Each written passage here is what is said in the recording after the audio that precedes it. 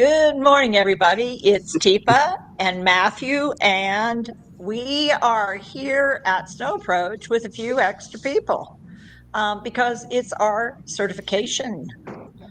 We are now doing our, let's see, we have trainer, coach, consultant certification. And so we are getting ready.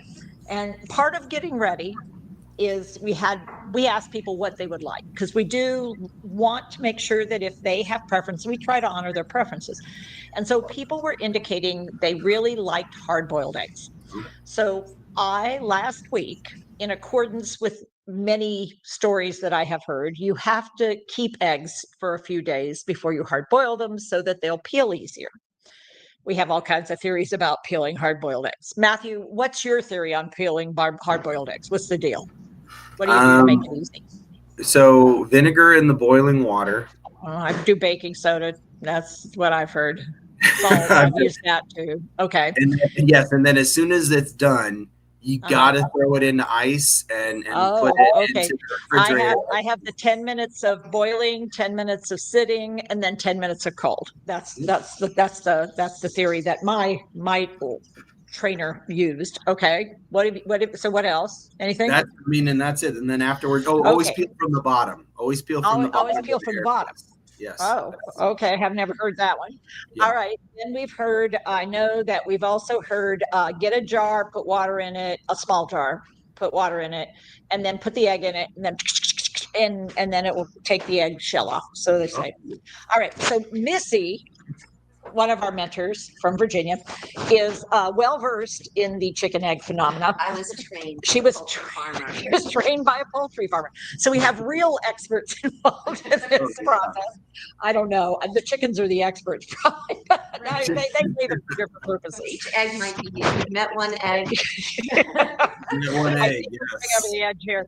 So she is going to demonstrate the technique that the poultry farmer recommends, and we'll see what happens to her egg when she does it. Right. It worked once. We will give you it worked once. Okay, so here she goes. So the key is to break the membrane. So you bang it on one end, you bang it on the other end, and you give it a hard shake. And then, oh shoot, it doesn't. Here, Missy. Here. And then Casey hands you a well-peeled. Yeah, look at that. So that's kind of like when they make food on. It is a 50-50 proposition that did not work this time. But this one is the one that I did, and it did work compared to the one that I did not do that, and it was a little. It's the phenomenon of it doesn't work. Yeah.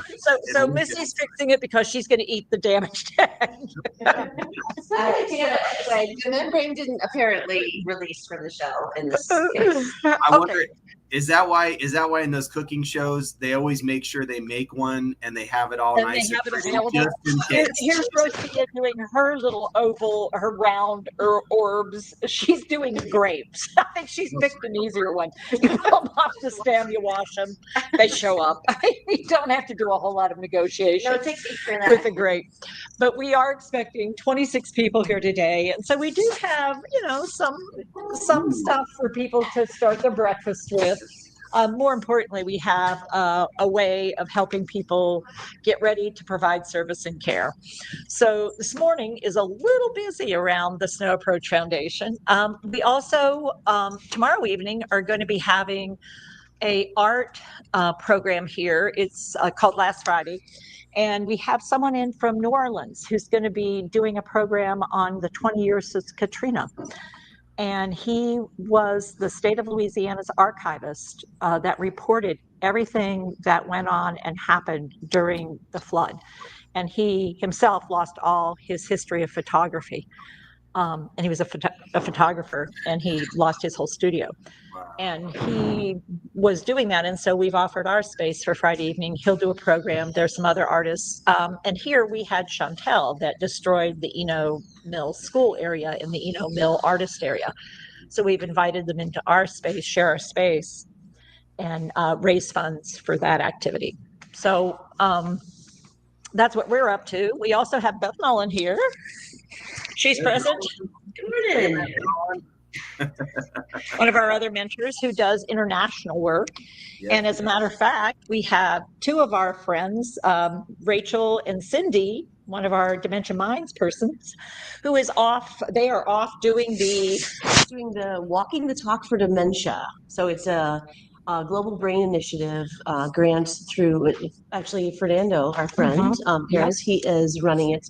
And it's bringing together in community people who are advocates, who are educators, who are researchers, who are physicians, healthcare providers, families, and people living with dementia to journey together across Spain, culminate in a truly equal space of community and sharing of where are we going next.